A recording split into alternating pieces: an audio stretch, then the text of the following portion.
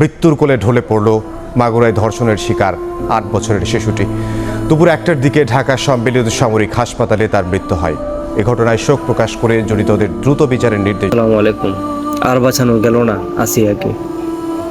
আসিয়া এই পৃথিবীর মায়া ছেড়ে চলে গেছে, আর এখনো পর্যন্ত সেই দর্শকের এখনো বিচার হয়নি। এটা আমাদের জন্য কতটা লজ্জার, কতটা কষ্টের,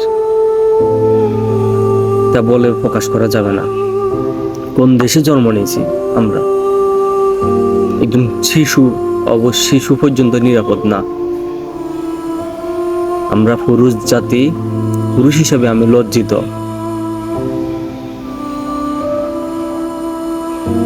আল্লাহ এই শিশুটার জান্নাতবাসী করুক।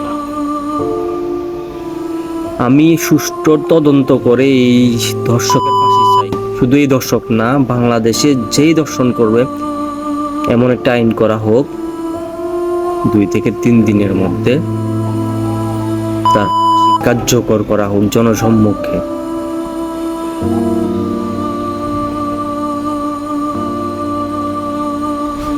আমার বলার ভাষা নাই আর ভাই। ভালো থাকবেন সবাই।